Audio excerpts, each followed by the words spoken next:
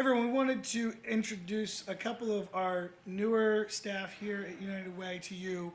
I'm going to ask them a couple questions about why they're excited to be here.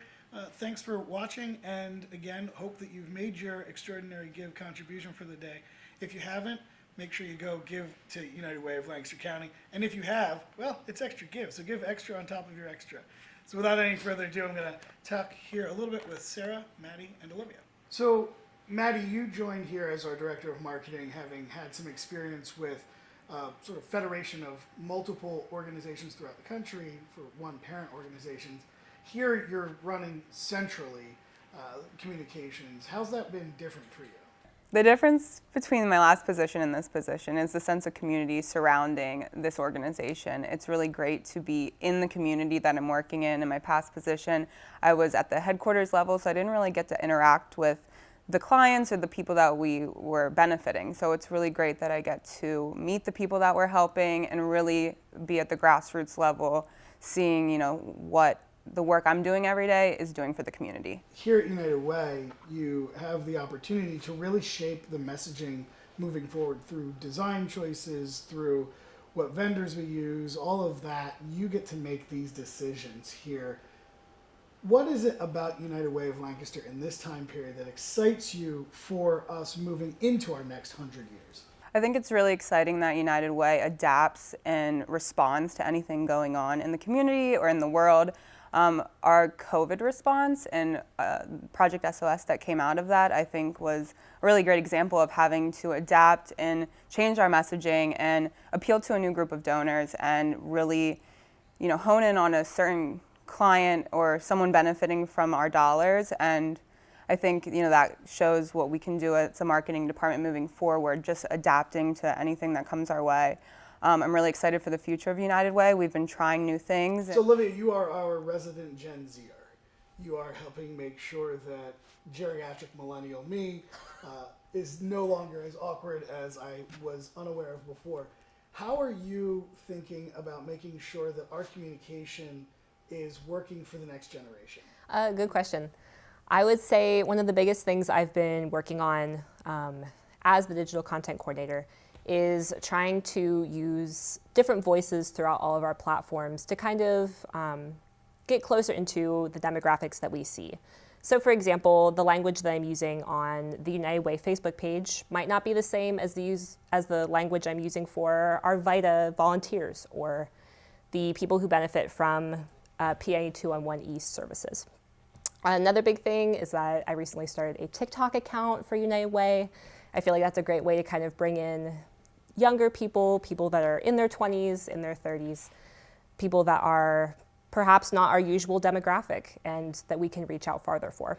So one of the challenges of today is how do we make sure that we're really thinking authentically about equity, about inclusion, about different voices, and that includes, of course, sort of racial dynamics, gender dynamics, and all those things. I've noticed that you've been very intentional about posting about holidays. What are some things you've learned about different cultures and the way or things that they celebrate this year? That's definitely been one of my favorite things that I've taken on in my position. I would say it's been really exciting to learn more of the history and more of the dynamics that go into a lot of the holidays that we post about. Okay, so for example, we just celebrated Diwali, which is a holiday that is primarily celebrated by Hindus, by honestly a lot of a different demographic than maybe I'm used to, coming from more of a middle class, whiter perspective.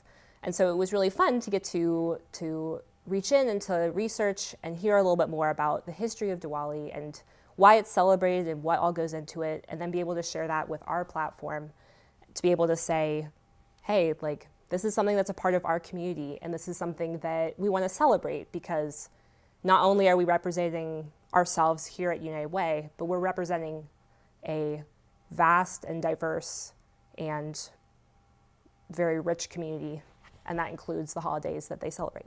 Sarah, you came to United Way of Lancaster. You were originally from here. You grew up here. You left, went to college, and you worked for almost a decade in Washington, D.C., doing big events for a large organization. What has those lessons been able to bring back home, right? You go, you bring things back. What have you brought back to the community through what you learned outside of it?